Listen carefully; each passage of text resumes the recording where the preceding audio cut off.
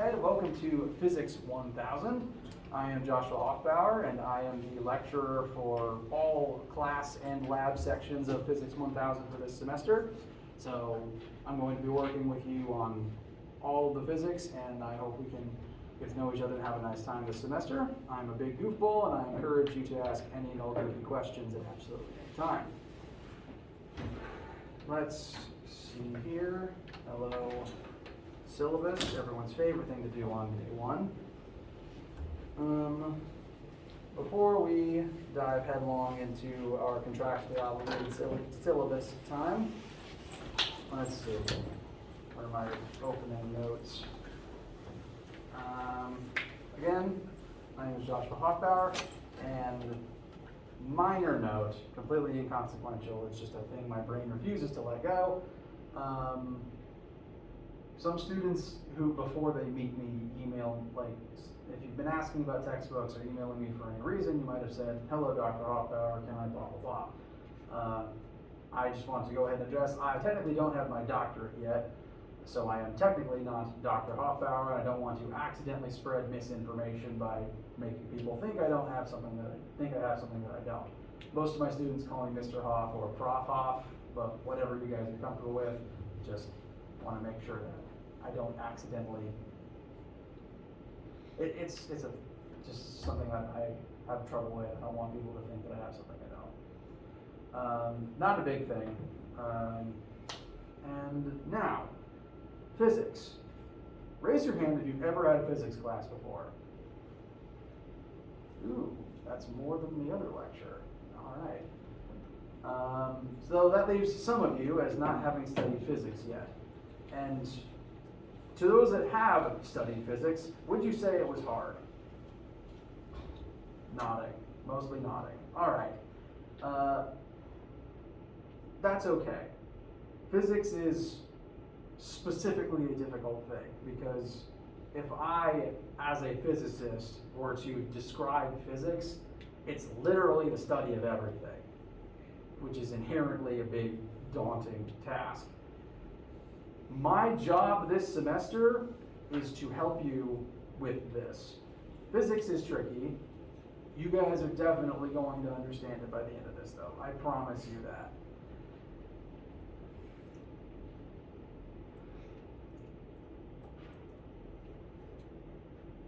Another thing to know about me, I lose my train of thought a lot, and so if I ever pause and look confused, it's because I literally forgot what I was about to say. That stereotype about absent-minded physicists is absolutely correct. There's 3 other professors in this department you can verify that with.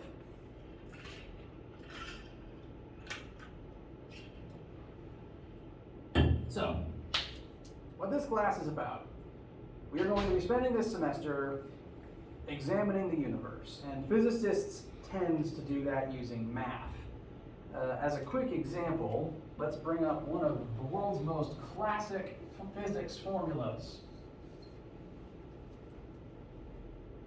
Even if you've never seen it written this way, you absolutely know what I'm talking about when I refer to this. This is Newton's second law, force equals mass times acceleration. Physicists, I can look at this is math, and I can use it to explain the universe around me. Force equals mass times acceleration. If I want to make an object move, I have to push it. That's what this class is. We are going to describe the universe around us, boil that down into math, which we can use to make predictions about other things that are going to happen in the universe around us. That does mean there's going to be a lot of math, mainly algebra, and some trigonometry, like SOHCAHTOA stuff. Lots of right triangles. I can turn everything into a right triangle. And because physics can be used to study everything, it is inherently a difficult thing. It's literally a hard science, and what I mean by that is there's a rating system when you look at, like, most disciplines that a person can study rank somewhere on a scale of objective or subjective, whether or not they have hard defined rules or whether or not they're kind of loose and fluid and are up to interpretation. Hard sciences stick to a lot of rules. Soft sciences are very fluid. Things are more a case-by-case basis, and sometimes they're up to the individual to interpret them. Physics is literally one of the hardest things you can study in that regard. It's second only to pure mathematics.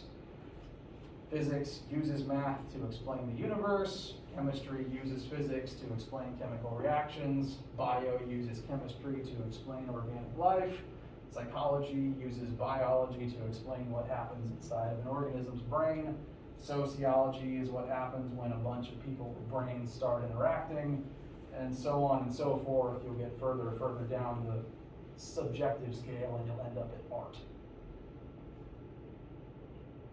Physics is hard, but one, I'm a physics teacher. It's my job to help you understand physics, and I plan on doing my job. I'm going to help you understand physics, because secretly, you already understand physics.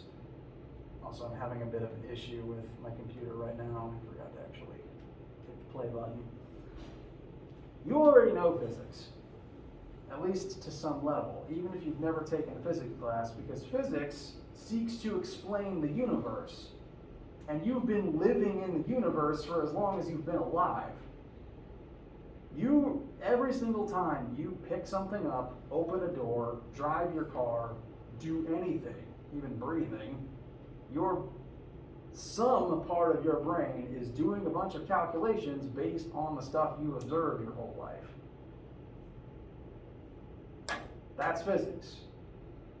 You can predict what's going to happen when I let this go. You have a rough idea in your head of how fast it's going to hit the ground. You might not be able to consciously do that math. You might not be able to list what formulas are used there, but you still know what's going to happen next. You can describe it. You have a gut instinct about X, Y, or Z variable about it. All I'm going to do this semester is help you understand and put words and numbers to the things you already know.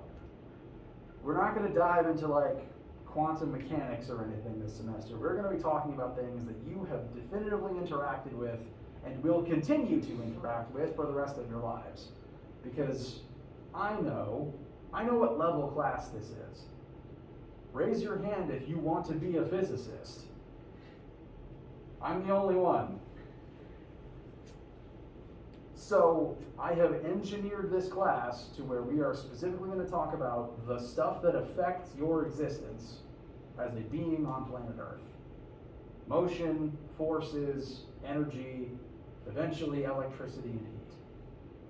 Things that you will continue interacting with for the rest of your life, things that you will be observing for the rest of your life, and hopefully you'll be able to put some more words and definitions and numbers to it. Just going to help you understand what you already know. How's that sound? All right. Questions so far? Okay. General advice, don't panic. You will encounter questions that are difficult. You will encounter things that you might not have seen before. I can't tell you what to feel when you enter a situation like that. Your emotions are your own and they are valid, but I will never give you something, or I will never grade you for something that I have not taught you and that you are not ready to do. I want this class to be fair and hopefully fun for everybody involved. You will be able to get through all of this. My job is to get you through this class, get you a passing grade in this class, and I'm going to do my job. We're a team. Cool. Another general thing, on all assignments that I give for all parts of this class, please try every question and please leave nothing blank. If I am hand grading something, I grade super generously for partial credit, to the point where the only way to get a 0 is to leave it blank. If I ask you what is Newton's second law of motion and you draw a picture of a frog, That's an answer, even if it's the wrong one, and an answer is better than none answer, so you'll get 1 point out of 10. The only way to get 0 is to leave it blank. Cool? That said, you'll get more points if you, try. The only way to really fail hard in this class is try. The only way to get a 0 is do nothing. It's super easy to get 50% on any question by just writing relevant formulas, writing anything that's in your head relevant to the situation. You don't even have to get a fully correct answer to get an A. If you work something mostly to completion and you make one mistake at the last second, like you don't carry the 2 or something, you'll still get you'll get like 99.9% of the points for that. I grade super generously for listing the formulas, proving that you know what's going on, and then I'll give you extra points if you get it right. Fully right. The only way to fail is not to try. Leave nothing blank, it hurts my soul when you do. Additionally, please ask me questions. I make it a part of the course for you to ask me questions. If you are confused, it is your responsibility as a student in this class to tell me. Because if you're confused, odds are someone else is too, frankly. And if we don't address the problem there as it's happening, everything after that is also going to be confusing, because most of this class is going to build up from the beginning. One concept will lead right into the next one. So I implore you to ask me questions when you are confused. It can be the middle of lecture. I can be in the middle of a sentence, and I want you to interrupt me. I want you to tell me, that didn't make sense. Can we go back and try that again? Because I don't know what you're having trouble with until you tell me. I have a very different perspective from you guys because I've been doing this for a decade. I don't have the same problems you guys have. I don't know what is tricky for physics novices until you tell me. And I want to know so that I can go back and teach that part again in a way that you can understand. So, it is a part of the class activity for you to ask me questions. I want you to interrupt me. Please. I beg you. I'm going to remind you constantly. Because I've had times in the past where I could see students were confused and they wouldn't say anything about it, and it hurt my soul. Fair trade? Okay. So, in a minute, what time is it? 11:43. Perfect, we're making good time. We're going to dive into the syllabus in a minute, which I know you're probably going to be sick of syllabi by the end of these first couple of days. Sorry about that, but course details need to be discussed and all that. First, though, since you're going to be interacting with me a lot, I'd like to at least talk a little bit about myself. Hello again, I'm Josh, it's nice to meet you. I graduated from PC, actually. I got my physics degree from this school in 2014, in this very room, actually. Yes, it is still a surreal experience to be back, but in a good way.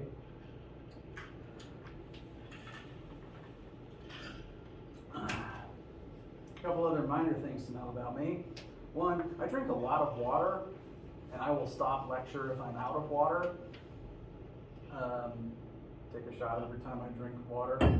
I think I mentioned I lose my train of thought a lot, so I apologize for that one in advance. Additionally, there is a hole in my brain where people's names go, and I apologize for that. I will apologize profusely about that until the end of time. So all this to say, it will take me a while to learn individual students' names. I'm pretty good with faces, so I'll be able to recognize all of you, and I can remember everything you told me about yourself except for your name. But I will be doing my best. I'm going to be trying. I'm going to see your names grading anyway. It will just take me a while to link them to faces.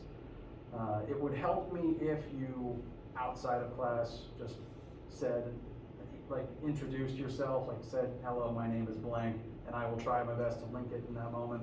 You don't have to if you don't want to. It would help me a bit. But that's just a weird quirk of mine, and I apologize. Some other quirks of mine. I'm a big goofball, professionally speaking, and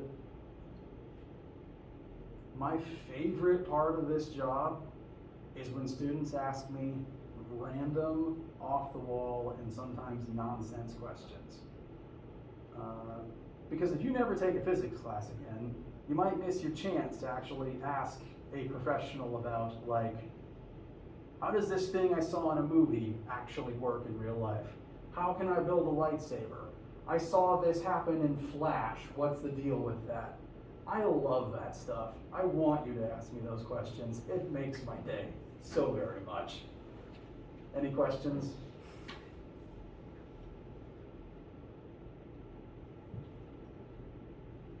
Okay.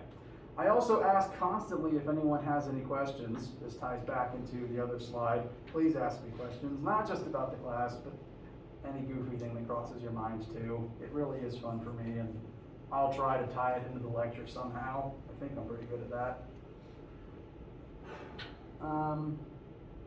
But I just enjoy talking about science, and I'm happy to be here with you guys, and I hope we can have some fun with this. Cool? All right.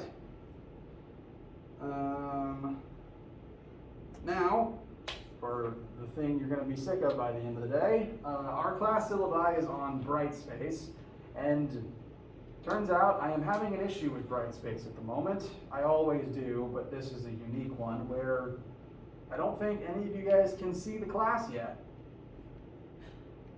Okay, that's what I thought. Yes. Syllabus is on Brightspace, so once it is correctly activated, you'll be able to go there, see a bunch of class resources, read the syllabus for yourselves. I apologize if that's not completely ready yet today. Again, technical difficulties, I apologize. But all that information will be there for you.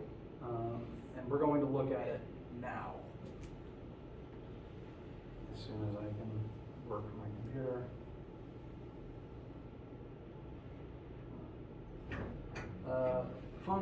Additional fun fact. I'm in the process of getting it fixed, but it means that presenting is a little bit tricky right now. Because the double screen, I really only have one screen.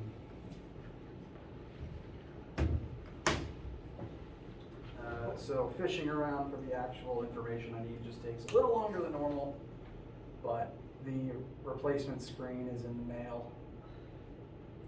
So, when you log into Brightspace, you will eventually, hopefully within the next 48 hours, be able to see Off-Bower, the Physics of How Things Work, Spring 2022. There is going to be one class that everyone is in, even though it says EW. You do not have to be in the E lecture for this to be this thing that you click on. I've got all my different sections into just one class because it's all the same class. I'm talking about the same thing. You'll be able to click on that. You will wait on the basement Wi-Fi to work, and the different sections will be different chapters in the class. There's already some preliminary information and notes there for if you were ever struck by the desire to read ahead. For right now, we'll just look at introductions and resources. This is where the syllabus lives, and this is where the class formula sheet also lives. I haven't printed any of these out yet. One, to save trees. Two, to cut down on things being handed back and forth between humans right now, just for the sake of safety. I do recommend, though, in the near future, everyone have a printed copy of this formula sheet, because this is going to be your best friend for the entirety of this class. This will have, and I'll be over time refining the formatting of it, because it's a little, not all the formatting is uniform throughout, and it bugs me at least. This has every formula and ideally all of the constant tables that you will need for this entire class. And you will be able to use this on every single assignment, homeworks, quizzes, labs, tests, and the exam. I'm not obligated to memorize all the formulas, and I'm a professional, so you guys don't have to have them memorized either. Use this formula sheet, have it, write notes in the margins. It's a wonderful thing. Use it forever. I've even separated them into chapters if that helps you identify which ones are which. So that is here in the intro tab. We also have the syllabus itself, which you will go through. This will be the main thing that we're doing for today. Lost my train of thought again. Time to drink the water.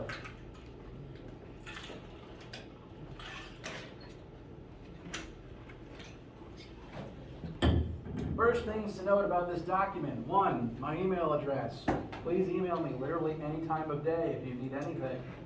If you need to tell me that you're in a sport, you're going to miss a lab because of a game, email me. If you have a question working your homework, please email me. The only reason I won't do my best to answer in a timely manner is if I'm driving or asleep. If they are routed straight to my phone, I will see it, I promise. Some links to be aware of. The two I would most recommend are the link to the YouTube channel where I upload all of my lecture recordings. So the one that's being recorded right now will be put on this channel, which if you miss class, you can watch it there, or if you just want a refresher, you can watch it there too. It's just called, of course Firefox can't open this page. I don't know why. It's nothing special, it's just called Physics, and it's just a very boring website where all the videos go.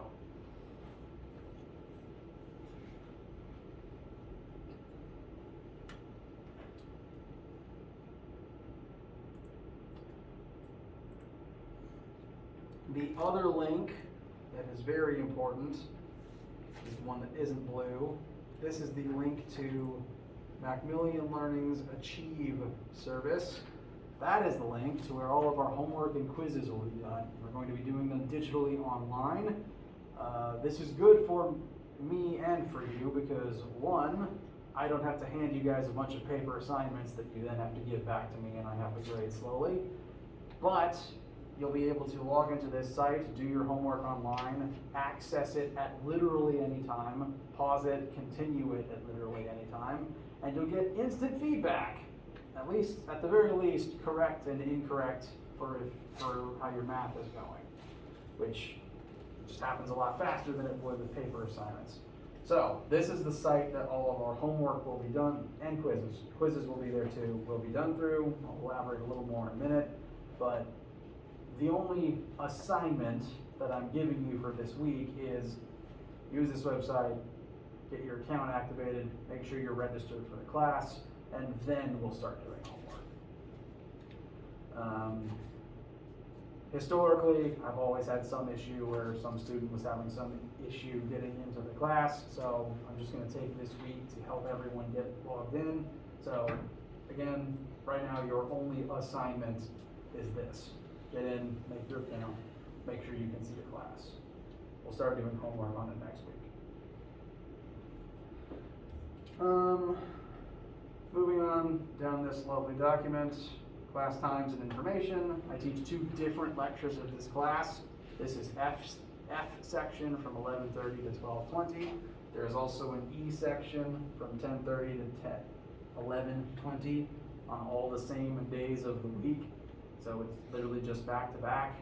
If you wanted to, you could sit in on the other class if that timing works better for you that day of the week. It's the same lecture each time, it doesn't really matter. There's also 3 different lab sections. Each of you are signed up for one of them. It's the same lab every single day in a week. It's just a question of which one you're assigned to. There's only so many chairs in the room. V is Monday, W is Tuesday, and X is Wednesday. There are no Thursday or Friday labs. And that just tells you what day of the week you will have lab. It's the same lab all week, so if for some reason you say we're signed up for Monday, but you're going to be absent on Monday, you can email me and tell me Tuesday works better, and you can sit in on the Tuesday one and do it then instead. So, labs, if you're going to miss one, please tell me. You can sit in on a different one, or we can figure out how you can make up the assignment outside of standard lab times. As for lectures, I don't take attendance at all, which is just to say that you guys, for whatever reason, if you're not here, that's fine. There's a quarantine, there's loads of reasons why people wouldn't be in class. I don't really care what your reason is. You could have slept in, and that's fine. You're adults, it's just your responsibility to make up the work if you miss something. And by work, really the only thing you'd missing lecture is just the presentation, which again, you can watch on YouTube. I'm pointing to my camera, sorry. You can just watch on YouTube if you need to. So, I am only bringing this up because occasionally students will email me in a rush. I'm sorry, I'm going to be 10 minutes late.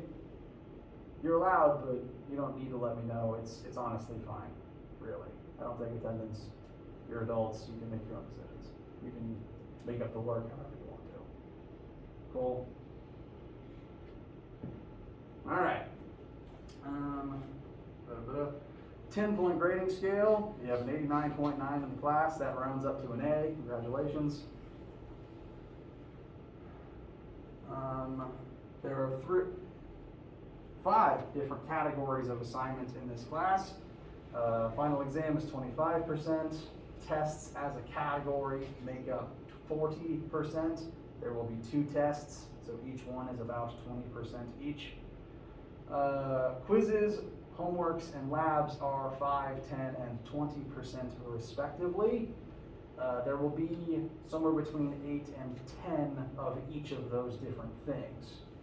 About 1 quiz, homework, and lab every week on average. This rubric has been very carefully built over many years of physics being done at this school, such that one assignment is never going to make or break your entire grade. If you forget to do a quiz, that is not going to hurt you. You could literally do none of the quizzes and still get an A in this class. Since there's 2 tests, if you literally got a 0 on one of them, you could still get a B in this class if you aced everything else. A lot of students email me like how to calculate my grade, what my grade is, what do I need on blah, blah, blah. I will always help you make those calculations, but in general, no one thing is going to kill your grade in this class. The quizzes and the homeworks are designed to be low stakes practice. And tests themselves, I make them very carefully such that, again, the only way to get a 0 is to not try. Physics is tricky, but this course is not designed for you to fail it. You can pass this class. I'm going to make sure of that.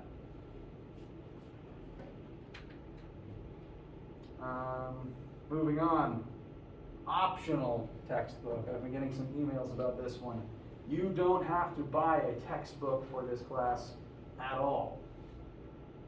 One is listed here because the department finds it a good resource if for some reason, if you as an individual like having a physical thing to refer to for reference material, this is what the department built the class off of, but you don't need it because we're not doing the homework questions out of it. What you do need is Macmillan Achieve, which has an entrance fee, so you're paying that instead of buying a textbook. You don't need the textbook. Cool. Okay. So Macmillan Achieve is the thing that is required. That's where the homework will be. List of topics to cover. Lots of fun things ahead. It is designed such that we begin with very mundane, concrete stuff, and we will end on the more energetic things. We're literally going to start at the beginning and move up from there.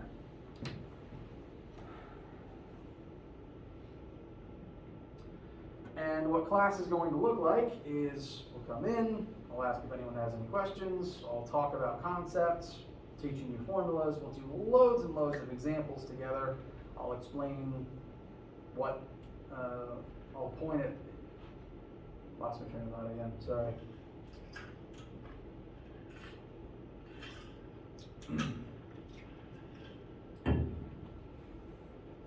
Lectures will consist of going over examples, learning about concepts. The notes that I show on screen will be available on Brightspace as well, so you can go back over them at your own pace at home if you want. And lots of questions. Please ask me questions during lecture. Outside of lecture, you will have your homeworks and your quizzes on the website to do. Those are designed entirely such that you can do them on your own time, at your own pace, whenever you're comfortable with them. As an example, there is not currently a homework assignment due, but just as an example, let's just say we started chapter 1 today, and I assigned the chapter 1 homework and quiz on the website for you to begin doing. Those assignments would be on average we'll do 1 chapter a week, would be due a week from now, Monday the 17th at midnight. I do that specifically so that after learning about that chapter for a whole week, you could then have a nice weekend, work at things on your own pace, and then come Monday, we would meet for lecture. We can review if we need to. You can ask any questions that you have about the assignment. And then after that lecture, after we've addressed those concerns, you can go and finish things up before midnight that day. Specifically, the way that the homeworks will work is, again, 1 will go up. There will be 1 per chapter. So chapter 1 homework, you open it up at the start of the chapter, and since it's the start of the chapter, there will be things in it that you won't be able to do yet. That's fine, because it's not due for a week. The goal is for you to open it, read it, think to yourself, okay, I don't know that, but if we talk about this formula, then I'll be able to come back to it. So then we come to lecture, we start learning, we go through lots of different examples, and you think, oh, that example is a lot like the one on the homework. Now let me go back and try the homework question. Homework is designed such that you can open it and close it and try it, and if you get the wrong answer, you can change your answer and get 90% of the points back. You'll lose a small amount of points every time you submit a wrong answer, but the point is, keep submitting answers, you'll eventually get it right, and then you'll know for certain how to do it the right way. The quizzes are slightly different. There will also be 1 quiz every chapter. And whereas the homeworks are designed to where you can literally close your computer, come back to it later, the quizzes are designed to be low stakes practice for, can I do this on my own in a test-like setting? Again, it's still a very small part of your grade, it's low stakes practice, but whereas homeworks are meant to be working with your classmates, working it slowly over time, getting the right answer eventually, quizzes, you open the document and it begins a 1-hour timer that elapses in real world time. If you turn your computer off, the timer still goes. So it's due an hour after you literally open it for the first time. There will be only like 1 or 2 questions. It's designed to take you 10 minutes, maybe 20 minutes, but you'll have an hour in case you have to go to the bathroom or something. And the goal is just, can I figure these out, these 1 or 2 short questions, under a slight time limit on my own? And it won't tell you immediately if your answers are right or not. It's meant to kind of simulate a test-like situation. Again, incredibly low stakes. Quizzes make up 5% of your grade. There's 10 quizzes. That means each quiz is 0.5% of your total average. You can, again, bomb all of them and still get an A. It's just practice. It's just graded so that you do it. They'll both be on the website. Because the quiz is specifically timed, I recommend doing the quiz after you're done with the homework. Let the homework be all the practice, make sure you've done every question there, you feel confident with it, and then you do the quiz before we move on to the next assignments.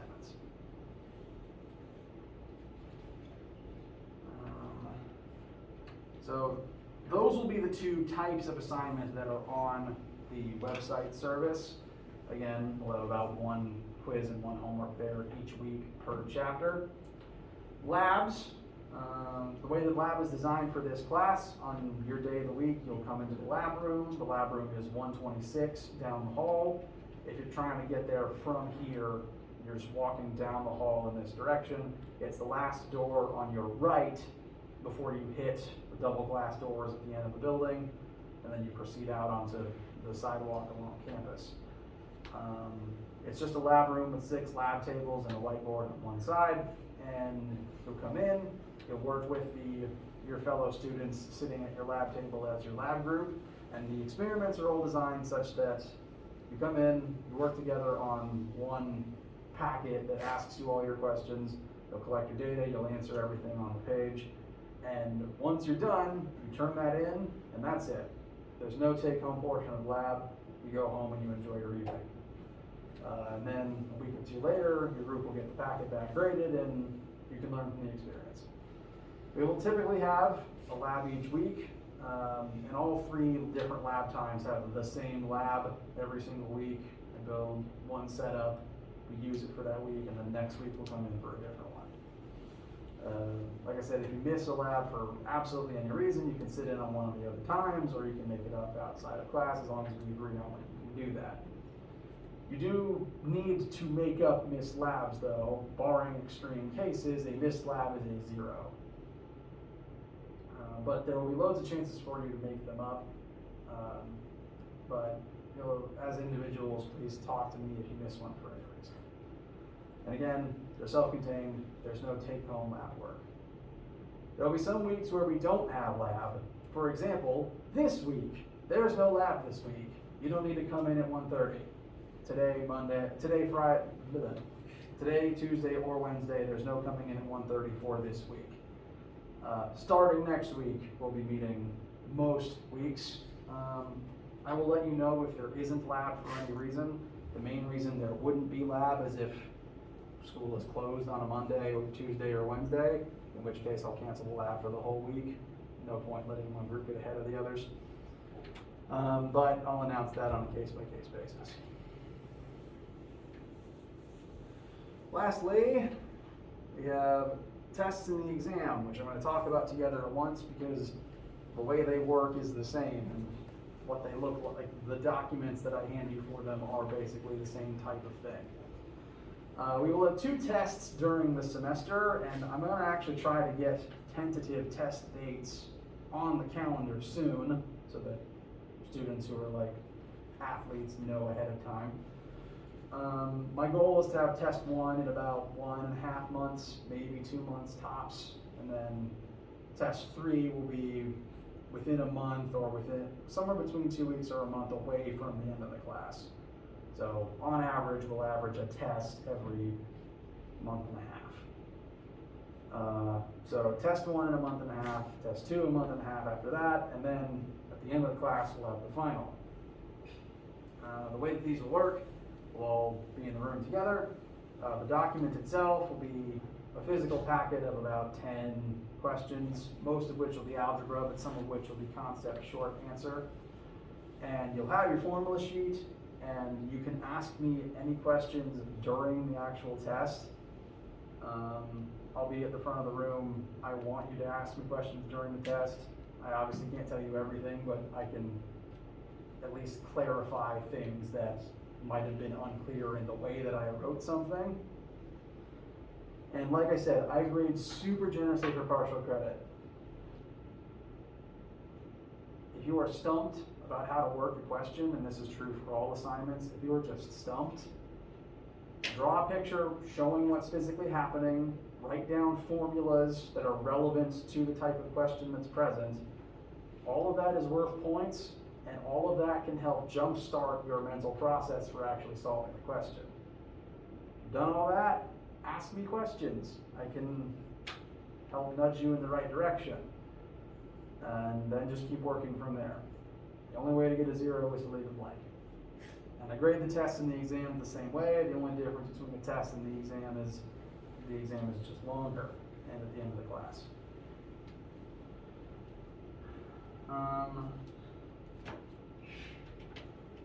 For both of these types of things, I also offer study packets ahead of time, which is to say, let me clarify, I give practice questions like a week in advance, like practice that would be good for that upcoming test or exam, because most of my students want new problems to work instead of just looking back at old ones.